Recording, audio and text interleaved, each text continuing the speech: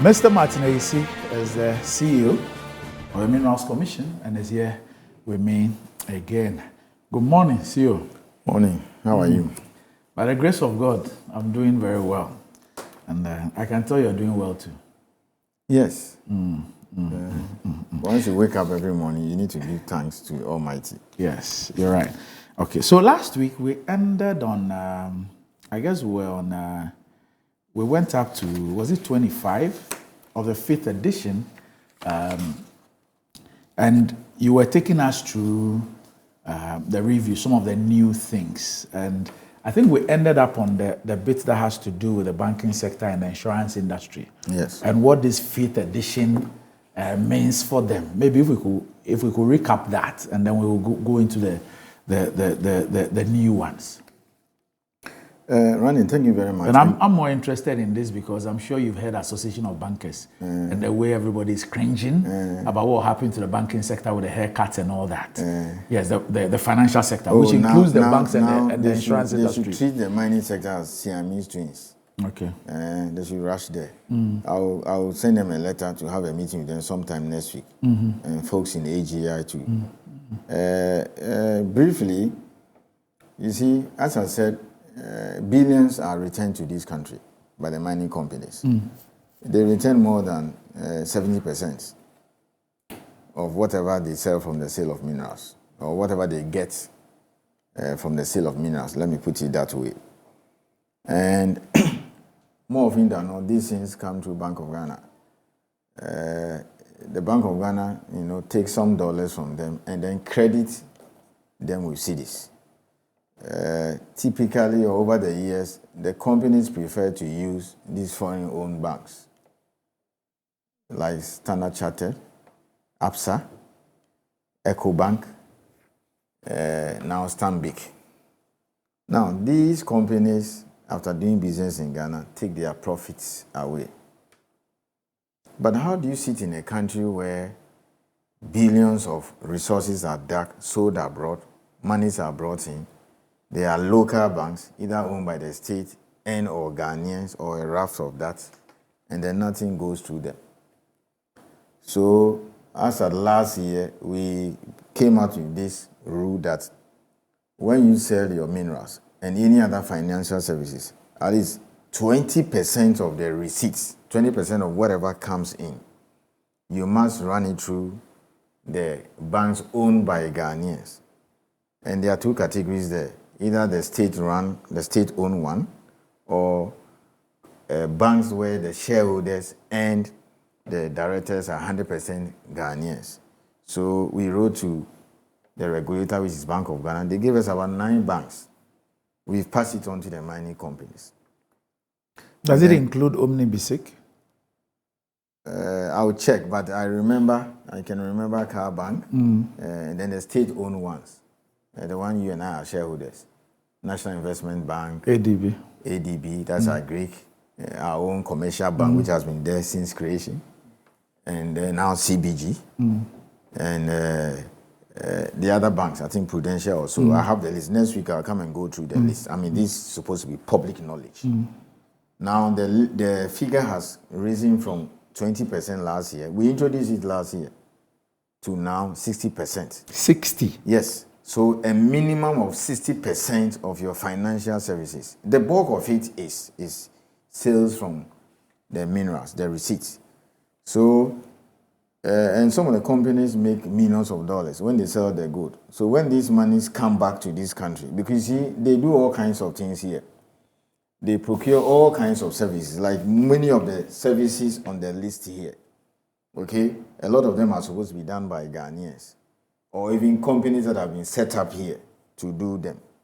So you have to pay them, okay? You issue checks, you pay money. The banks, the mining companies spend money every day. They pay salaries, they do all kinds of things.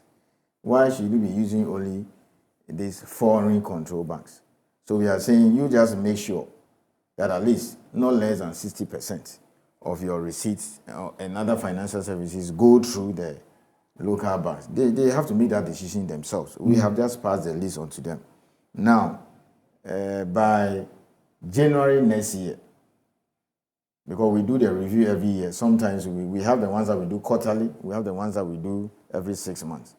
So by January next year, around this time, at least by 31st, all the mining companies must submit to the Minerals Commission, okay, report on how they are complying with the local content requirements. So for instance, maybe Newmont, Goldfields, whether the one at Daman or Takwa or Iduaprim, let me see your receipts. I mean, they can't lie about it because these things are run with Bank of Ghana. Okay, the tax people, we can easily know how much left this country, how much you sold for. They're supposed to give us a report. So if you made $200 million, I'm expecting that at least 60% of that, you have to come and tell me whether you chose Agri Development Bank, NIB, CBG, Commercial Bank or so to run those your businesses.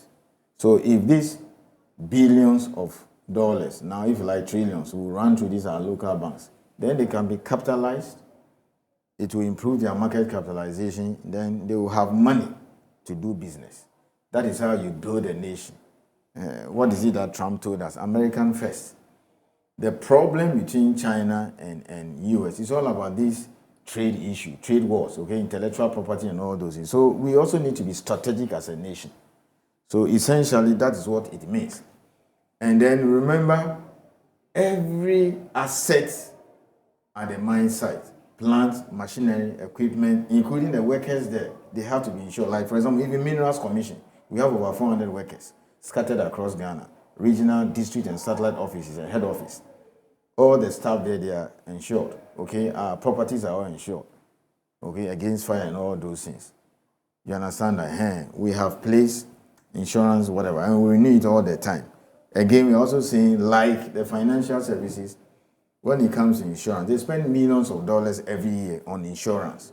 Make sure at least 60% minimum of that goes to the local insurance companies. Again, we got a list from National Insurance Commission. I've sent it to them. So even Millennium Insurance, yes, that's Ghanaian, they qualify. Yes. They qualify. I just seen one of the companies even placing insurance, with them. And then the other ones, I think SIC and all those ones. So when you do this thing, then we can benefit from mining. So as mines expand, as some do redevelopment and new ones come on stream, okay, they're going to require more insurance services, more money will be injected. And these things will have to go through them. So take Cardinal.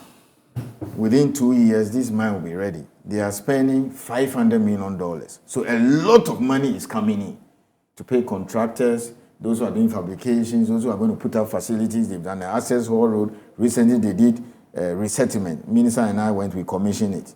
And things are going on very well. They spent a lot of money. All those monies that come from outside. And take them to the local banks. So that is it. It's very important we do that. Okay, just before we move on, last week there was an issue I asked you, which is about this issue of leakages, especially with the small scale and illegal mining. Leakages in terms of gold that goes out of the country that is not accounted for. And in our main discussion this morning, that issue also came up again.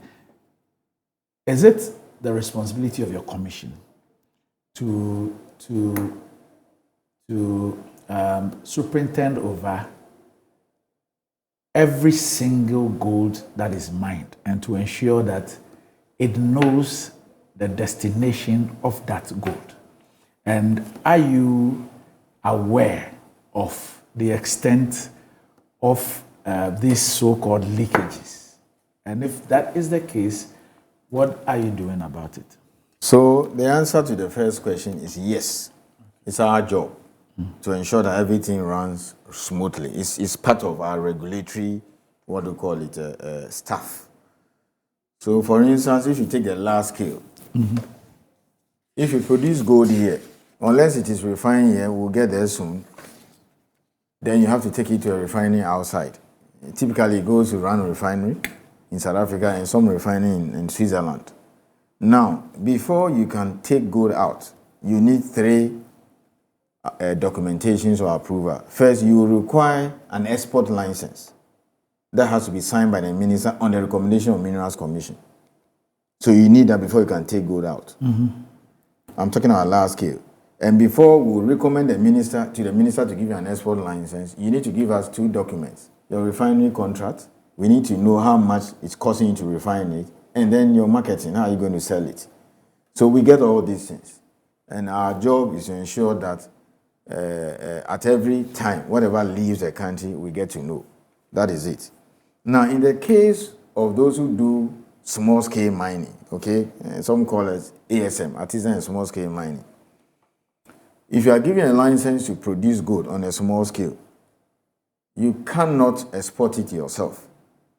You have to sell to an entity or a person who has equally been issued a license to come and buy from you. So not just PMMC? No, I'll come to that. Okay. So the small-scale gold, how does it leave the country? Maybe until this 1st January directive by government. So you are given a small-scale license, let's say, Rara, we intend to find gold there soon.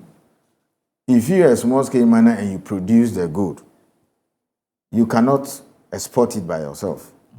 You have to look for somebody who is properly licensed to buy from you.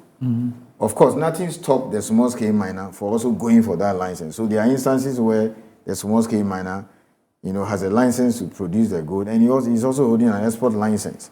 So that license, again, the process is lodged at Minerals Commission. We review it, and the minister signs. It gives you 2 things. First, to go and buy from a small-scale miner, and then second, to export. Now, the only way gold can leave this country is you ship through PMMC. So PMMC is the statutory body that assays the gold and then handles all the shipment. So all that you have to do is that somebody can call you around from Dubai or Italy or anywhere in the world and say, I need 40 kilos. So he can send the money to your account, or you say, look, I want this. So you go to a small scale and buy it, go to PMC, prepare everything, they say, you pay the appropriate taxes, and then they ship it. For the benefit of our viewers, if you say assay, I'm sure you're talking about ASSAY. Oh, so when you bring the ore thing, okay, the raw gold, let's say ore, okay, to PMC, they have a lab at the airport. So they take it through a certain process to know what is inside the gold content. That's what they do. Okay. And then on the basis of that, they take the administrative charges and then the taxes before, they ship, they arrange everything and then it is shipped. That's how gold is supposed to leave this country. And then government woke up one day, or we all woke up one day and realized that, hold it, billions of, dollars, it's receipts are coming through small-scale mining. And then the state is getting nothing. And then we are left with all this devastation that you mentioned the other time. Pollution of water body, devastation of cocoa farms, etc. So, for example, in 2019, according to official figures from PMC, that is gold that were bought from artisanal miners that left this country, it was over $2 billion, just 90 million on top of that. So then we started asking ourselves, how can you have over $2 billion of gold leaving this country, and then the state gets nothing? So discussions started around how we can tax them, because they don't pay royalty. It's difficult to collect. Okay? So the following year, again, the receipt was over $2 billion. So the government says, look, let's try and get something from these small-scale miners. As a way of paying, even these people who sell at the market pay something, even if it's 10 Ghana cedis. So I think GRA introduced a tax of 3% withholding on all gold that were supposed to leave this country. Unfortunately, the figure was far higher if you compare to regional peers. Okay? So what happened was that, so Burkina Faso, for instance, is taking, I'm told, about 1% or so. So if your tax is here and they also equally produce gold, now let's do economics, the one on the street. I can just take their gold. And remember, practically small-scale mining is taking place in 13 out of the 16 regions. So you go to places like Zongori, Sapeliga, all those places in Upper East and Upper West, they produce gold. And sometimes you can just see across like that. He can just take that ore and, let's say, bribe his way through. Let's put it that way. I mean, let's be real. So he spends 1% on bribery. It gets to Burkina Faso. So it is now treated as what Burkina Faso gold. Is that not it? Yeah. So he pays maybe the 1% or so that is imposed in Burkina Faso. He's still left with 1%, which he can say what? Make on it. So the incentive to smuggle is very high. Do you understand that? Yes. What is important is that you are not being caught. So when the tax was introduced in 2020, okay, in May, you saw receipts dropping from roughly about $2 billion to less than $200 million. In fact, 1.6 million ounces in 2019, we produced barely 100,000 ounces. So if you want to be very conservative, okay, and year on year, price was increasing on average about $200. So it means that we can say that 1 million ounces of gold, okay, was smuggled out of this country. If the statistics and whatever is anything to go by, in 2021, that is it. If you multiply by even an average price of 1,700, you're talking about $1.8, $1.7 billion of gold left this country. It was because of the tax. Now, government saw the wisdom in that, and then they reduced the tax to about 1.5%. So, from a receipt of barely 200 or so, now, last year, it was about 1.1 billion. We still believe people smuggle, because for some people, insofar as the incentive, even no matter how marginal it is, it's all about volume. They will still do it. So, by and large, the leakage and all those things, particularly from ASM, came from that tax, and that's what happened. It's been sorted by government now. So you saw the receipt jumping, whatever percent. So that is it. That is what caused that. We want to believe sincerely that with this new directive, that government is going to buy all the gold from small scale, it will not happen. And they'll buy it. They've started buying. PMC has started buying now, and they are doing it. Now, you see, it's important we understand this. I prefer to stay within areas that are within my knowledge, and which I can speak authoritatively and which I'm familiar with. Now, let's ask ourselves this simple question. We struggle to get foreign exchange, right? Do you understand that? Yeah. And we spend millions of dollars to buy fuel, okay? So government says, I'm going to take my CD and go and buy the gold from small-scale miners, okay? And then ship the gold abroad officially to PMC, okay? Then to somebody who has oil, and the person will give me oil. So to all intents and purposes, unless somebody says he has a PhD in mineral economics or economics from Chicago or whatever, and then he can profess something more sensible than what I'm saying, what is better than this? The other issues is not for me to answer. But I thought, okay, if you are struggling to go and get dollars, to get, what do you call it, to import fuel, but you have a resource, I can take my city, buy it, and then send it to somebody. The gold now, which I have in abundance, trust me, you have a lot of this gold in this country. We are not done yet. More discoveries are being made. The person gives me oil. You are not going to have difficulty. So there are two issues. Availability of your cities to buy the gold, and then the gold being available. The gold is available. Government has given money to PMC. They are buying. That's it. So there's nothing wrong in the Republic trying to buy this. And why shouldn't we hold gold? People hold, you know the amount of gold Russia is holding. They bought so much. Okay? Saudis, most of the central banks, Germany, everybody buys gold. So we should be doing that. Why? If the price of gold, we get up one day and it's around 3,000, and you have bought about $100 million worth, about 1,800 over the last 2-3 years, you can also sell something and say, oh, let me sell and also make some money. And there were some years ago, some of the central banks, started selling gold, and then the price even, came down. So there's nothing wrong with that. I thought it's a wonderful policy. My worry is that we didn't even start this long ago. Better late than never. Okay? Yes. So it's good. I have always suggested this in various circles. So if they are doing it now, I think it's good. All right. Okay. Let's get to the list. And 42, 46, and 47 on the list. I see Tailings storage facility, construction and management, exclusive Ghanaian directors and shareholders. I see. We spoke about the medical services last week. Yes, so I'll skip that. Yes, I see. I see plant installation activities, including structural steel installation works, pipe installation, including HDP, plate works installation, mechanical installation works, crane stroke lifting equipment rentals, etc. Then I see on 47 steel supply and prefabrication services, including structural steel pipe and plate fabrications. What's major about this? Okay. Yes. You can see 42 to 50. They are all new.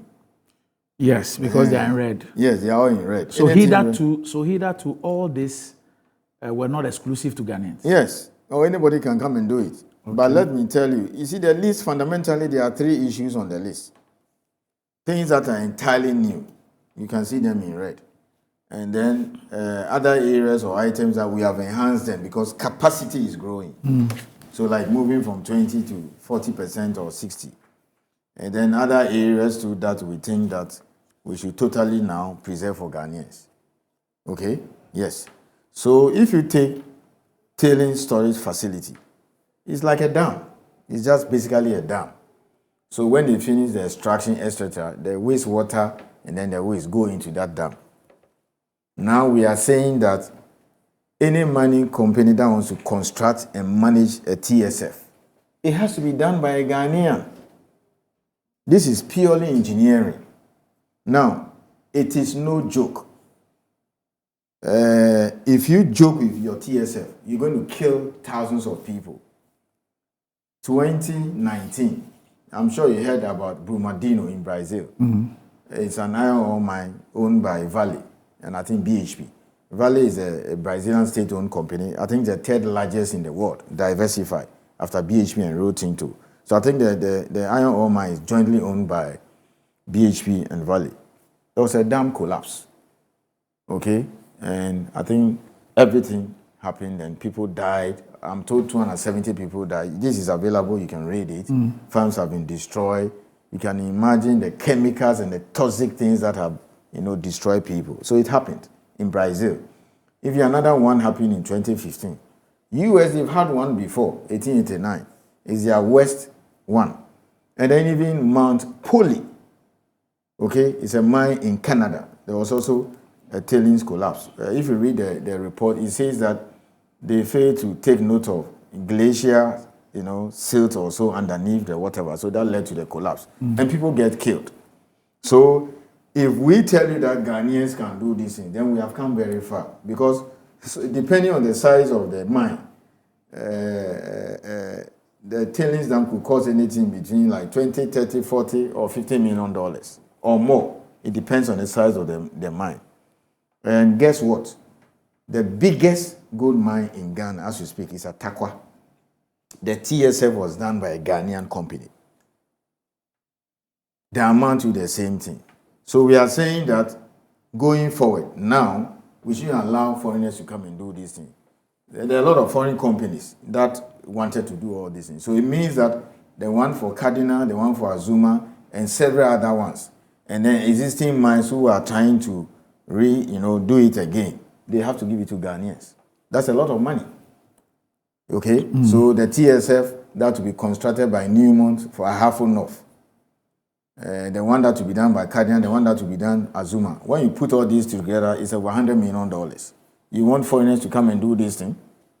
You see, this is the kind of thing we need to understand.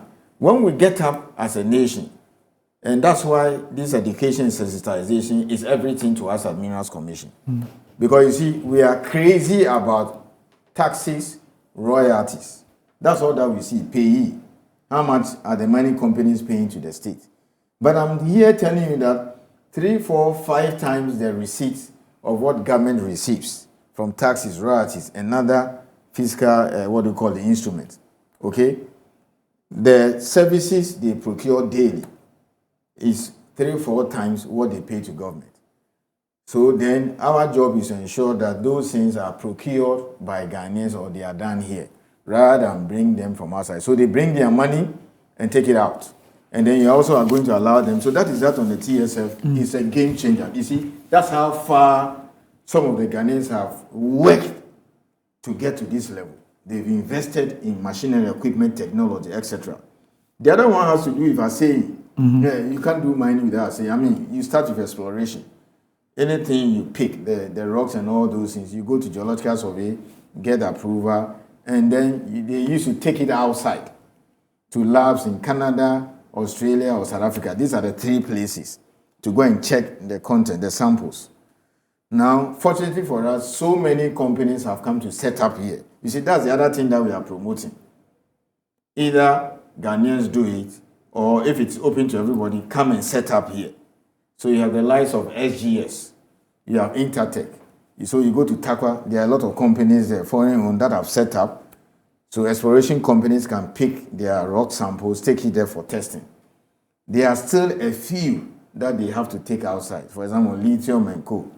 A lot of them are also improving, okay, acquiring more technology, etc. So a time will come, we will not just say normal assaying here, we will list certain areas of assaying and say, under assaying, this kind of items, don't take it out.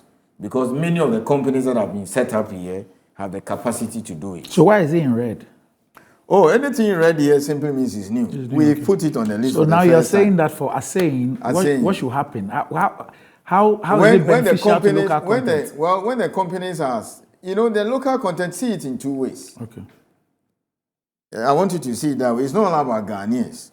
You should see that in 2 ways. Either by Ghanaians or in Ghana. Yes. The whole issue is making sure the entire value chain, whether exploration, production, refining, smelting, is domesticated. And the services and whatever that goes with, taking everything and turning into that mineral as much as possible, we do them here. So either Ghanaians do it because they are Ghanaian-owned companies that have the capacity to do them, or it's done here. And so that is the end of the story, like contract mining open pits, or come and do it here, employ Ghanaians, pay taxes, etc. Eventually, with time, some Ghanaians are so daring, they will set up their own facility and do it. So, for instance, an area that I'm a bit hesitant in touching is manufacturing. So we hardly try to restrict. Because you see, somebody, you can't, like the president is in Abu Dhabi, okay? You saw on the news item, Investment Forum. He spoke a lot about mining. So you go out there, you tell people, come and do business here, come and set up. There are so many things you can do by way of services. You don't necessarily have to own a mine. You can set up here and provide a lot of inputs and services to the mine. So somebody comes from South Africa or somebody comes from, let's say, Canada or Australia, come and set up a factory to produce a particular type of input, grinding media, or let's say some of these steel balls and some of these things, $50, $40, $80 million plants or whatever. You can't get up one day as a nation and say, hey, this thing is supposed to be done by Ghanaians. Okay? They are here, they've set up, they are paying their taxes. So come and do it here, rather than import it from outside. So that takes me then to number 46. Plant installation activities. Look at the kinds of things that are listed here. So for instance, there is an Indian-owned company called B5 Plus. I think they're in the Pram, that area there. Yes, they produce all kinds of things. Okay? They've established here. So go there and buy. I don't want you to go and bring those fabricated things from outside. Egypt. They've been bringing a lot from Egypt. No. So in the next year or so, I'll look at which specific ones that can be done here and that you don't need to bring from outside. And then textile supply and prefabrication. So you also even have Wayo engineering. You see, so I want to tie 46 and 47 to the kind of educational system we have. Remember, the local content and local participation law is not just about goods and services, it also talks about skills. For skills, we are there now. So when we tell people to go and focus on STEM and technical skills, you see, TVET and all those things, then they joke with it. I'll find time and do a whole segment on the, this TVET and then its implications and then jobs in the mining sector. And those are the kind of people we need. So, Wayo, for example, went to Takrady Technical Institute. Takrady Technical Institute. And started small. Today, okay, he owns a whole company. He has even set up a place to train people. And practically almost all the big companies have given him jobs. Newmont, Go Foods and all those. He does this. Anything 46, 47, he can do it. But you see, you and I did a survey recently. If you say that your son, after SS or WASI or whatever, he should go to Poly or the then ATTC, is still there, to go and do some of these courses. Okay? They will discourage you. They say, oh, you should go to the university. And you know something? Those who go to the ATTC and the polytechnics, they are the ones the mining companies hire. A lot of them, and look, you know the guys who come from... That's one of the reasons why the polytechnics became technical universities. Yes, technical universities, but that's okay. They kind of produce, you know, they churn out and all those things. Yes, and we take them a lot. Let me tell you something. In this country, I don't know whether you've heard, but you'll not be surprised at what I'm about to say. When you tell somebody, or when your son or your cousin or brother comes to tell you, the guy has been admitted to study mechanical engineering. Oh, obey fitter, obey book fitter. But look at the plant, machinery, and equipment at the mine site. Those are the guys that we need. There are some two guys we've hired recently. There's this guy who born bred at somewhere in Pestia thereabout. He went to this technical school. So he got a job at one of the mines there, you know, at the mechanical workshop. And he was working on it. Then later on, he started upgrading himself, did those TVET and all those stuff. Later on, did the diploma, did the HND. Eventually, he ended up at UST and read mechanical engineering. And he got a job at Pesos. Later, I think he came to work at Temalube and all those. So he has about 8 years or so at the mine, whatever. We hired him 2 years ago. Because you see, when you take the Inspectorate Division of Minerals Commission, we have inspectors for machinery. Because there are several plant equipment at the mine site. We have inspectors, metallurgy. We have the mining engineers. Then we also have electrical engineers. So we take all those guys. So compare this guy, we have several of them. Compare this guy who didn't go to secondary school to the guy who has gone to read humanities and social sciences. So we need to change course. I agree. It's not everybody who has the physics and mathematical, that kind of mindset. But even if you don't do physics and those things at SSS, and you go to technical school, you see? So today, if my son finishes SSS, I don't mind taking him to ATTC to go and do those, because I'm in the industry, I know what it means to go and do ATTC, some of these technical courses there, like maybe 2-3 years, get those certificates. We'll get him a job in the mine. He can work there 3-4 years before he realize HND. But we pedigrees. But there is either a defect or a deficit, especially when it comes to the area of career counseling in our whole educational structure. We don't do that. And we need to appreciate it. Elsewhere, these things are made available even from the basic level. We do that, you see, but we don't do it very well. And then also the mindset. You see, the whole thing is like religion. Yeah, Martin, what I'm saying... If you like, Martin, what I'm saying is that, yes. If you like, let's do a survey here at Metro. Yes. All the workers here. Yes. And ask them that, how many of them would like their children to go to ATTC? Yes. Or Poly? Yes. And do that survey. Martin, the point I'm making... You will not even get 5. The point I'm making to you is that once we have identified what the problem is, it's more than good enough for us. So that identification of a problem must just then inform how we go about policy. We identified the problem since Nkrumah's time. Yes. You see, Buzia's experimental school, yes. Those guys used to join us. You know, they were so good in TD and all those things. The problems we know. It is the mindset. Let me tell you something. As we sit here, anybody who goes to ATTC, there are some, and those technical institutes, not even the ones that do HND, the assumption is that a school, they are not good enough. If he was good enough, he should have gone to secondary school and then go to university. Yes. So you see, that mindset needs to change. Look at the German style. I'm told, I stand to be corrected, but I read it. I saw some delegation from Canada going to Germany to go and study their system. I'm told Germany has the lowest, and I'm speaking carefully. Germany has the lowest youth employment in the world. It is because of their educational system. Why? Because you see, in Germany, you can start university a year or so, go and work, come back, and continue your degree. Or even after A levels or whatever they go, you go and work some more. So I have a niece. She's so brilliant. She had about 7 A's and a B. Science, SSS 2. But we made her still write the SSS 3. And she still had 7 A's and a B. The B was in chemistry. She's now in Ayisi University. They gave her full scholarship. She's doing mechanical engineering. We wanted her to study medicine, but she says she'll do mechanical engineering. So internship, we got her one of the mines and go and stay there. She worked there 3 months and then she went back and she came back again. Guess what? The mine wanted to employ her. They said she's so brilliant. She's good at what she's doing. So I discussed with the father and she says, no, let her finish the degree. But you see, if it is a German system, I think she'll finish university now this year and she'll go back. If it's a German system, after that 2 years in Ayisi, she should have gone to work like maybe 2-3 years because she's got a job at the mine. 2, 3, 4 years, build her skills and knowledge and go back and finish the degree. It will take us centuries for us to understand that kind of thinking. Why?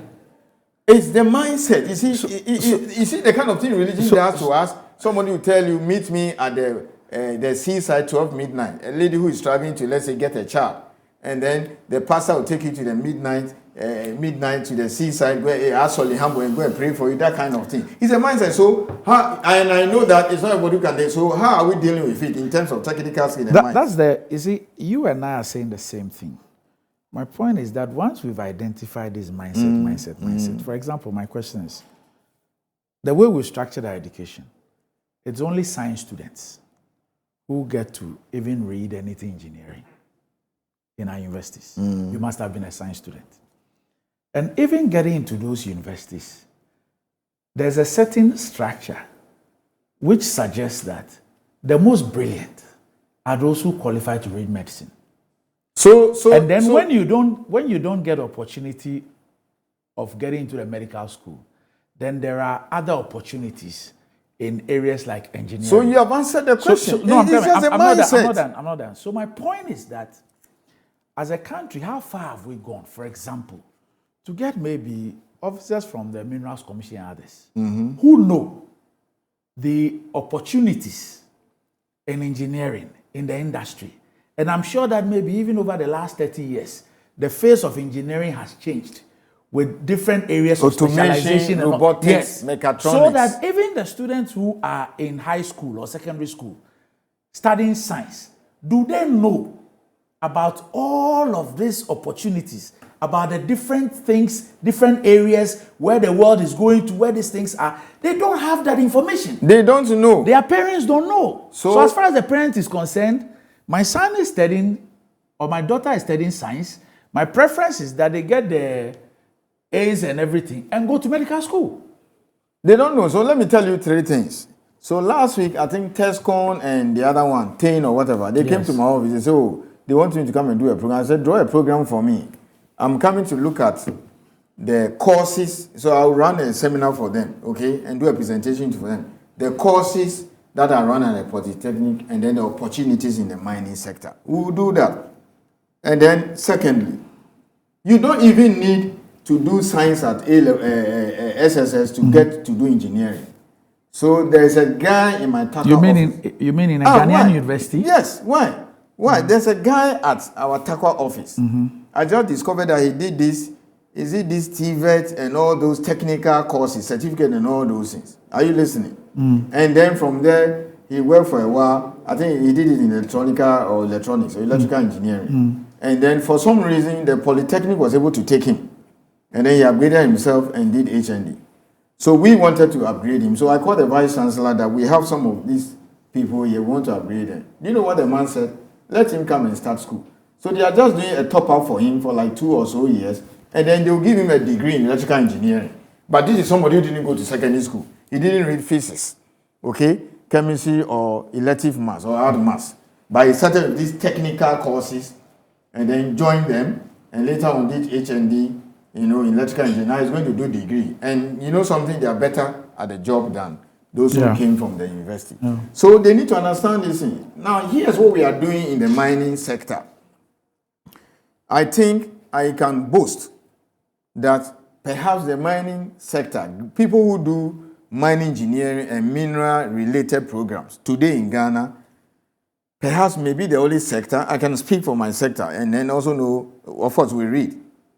That's one of the, perhaps maybe 1 or 2 areas that when they leave university today, they are employable. You know, employers complain all the time that our people come out, we have to train and retrain them. So this is what we have. It's in the law, it's backed by law. So we have this university training people in the geosciences and mining and mineral related programs. UMAT, or Power Grant University, the one in Takwa. They have KNUST. They have Legon. Legon is essentially Earth science bias, so if you like what we call geology. But if you go to UST, they do mining engineering, they do geomatics, they do, geological engineering, okay? But UMAT does all these programs. So this is the arrangement we have with the mining company, and it is not voluntary. So they go first year, a first year student in, let's say, mining engineering or mineral engineering. At the end of the year, you see this, they are long vac, 3 months. They go to the mine. So we have an understanding of all the mining companies, Newmont, whether it's Achim or Hafo, Asanko, you know, it do happen. We check, the data is there. So Newmont have to tell me, how many can you take? So maybe they will say 20. I can take 5 geomatic engineering students, 3 mining, maybe 2 metallurgical, the rest chemical or something. They all do it now. They go and train, they go there, and they work normal. Like these needs I'm talking about who went to, one of the companies in Western region. And then you go back to school when school reopens. Second year, they go again. Now, if we're running the German style, some of them can even stay on after 2 years and then come back and continue. So second year, they go. Third year, they go. Fourth year, they go. So after 4 years of a BSc degree in mining engineering, metallurgical engineering, chemical engineering, and all those mining-related programs, you see, he's gone to the mines every 2-3 months, every 2-3 months. So if you add that cumulative, that's about 1 year experience. So by the time you'll be starting his national service, he's employable. He's familiar with the mine environment, basic mine environment, basic thing they know. Again, 10-15 years, these things were not there.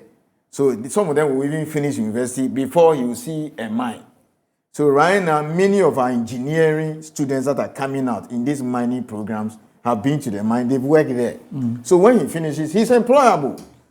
And then they continue with national service, either where he was doing the internship or another area. So when Azuma comes, when Kaduna, which is about starting, Ahafo North, Newmont, they will hire them. I took a lot. In fact, we had about almost 20 3 years ago. So they do this long vac thing, they do national service. After that, sometimes some of the mining companies select about 10, and they call it graduate training program. They put them through it. So they will have spent about 2-3 years there, and then they take about 5. Others get jobs elsewhere. We've hired a lot. There's a lady like that, after geomatics engineering, mainly most of them are recruited as mine surveyors. She went through the program, Goldfields and all those things. After that, she did service there. They took her about 2 years ago. So 2019, when we were expanding and doing this mass recruitment, we hired her. She's one of the most fantastic people we have. So it is now, you know, you now have, these are mining engineers, no longer just degree thing. They are now employable. I have employed them, I see them. They are doing a great job. So after 2-3 years, we even send them out for further studies. Okay, so that is what is happening in the mining sector. Other sectors don't have it that because, you know, mining sector is big, so many mines and opportunities are there. And then let me also say this. When your son is admitted for, let's say, mechanical engineering, he doesn't get mining engineering, don't cry and say, oh, it's mining engineering we want, and then they give him mechanical. Let him go and do it. Because you see, in the engineering, you can easily switch. So take the person who runs Goldfields, Ghana. It's a very big mine. The MD there, he read mechanical engineering and worked in Ashanti for so many years. Later went and did masters in mining engineering. So you can also switch. And they are even better. They have broader skills in hand. So there's a guy I know, his son read civil engineering. And then his sponsor took him to Australia. The guy went and read mining engineering. After that, he got a job with the biggest mining company, BHP. 6 years on, he's working there. One day, he will return either to come and work in the mines or even come and work for us. So sometimes we should be very careful. So I intend to tell the Polytechnic students this message, that look, if you desperately wanted mining engineering, you were giving mechanical, no qualms about that. You can always switch, and they tend to be better, more adept. And then that is it. So this technical thing, we need to do a lot of work on it. Okay? We need them to come to. All right. Okay. You know. Okay. So, Mr. Ayisi, time has never been our friend on the show. So we'll leave it here today. Next week, we'll focus on how the Ghanaian can participate in all of this. Yes. So next Thursday, that will be our focus. So next Thursday, when I come, if you want to be a contract miner, you want to supply fuel, what are the requirements? How do you get registered? What goes into all that? As a Ghanaian who's heard about local content, 8 billion, 7 billion, whatever, how can you enter that space? That's what we'll focus on next week. I'll do that. All right. Thanks a lot for Thank you very much.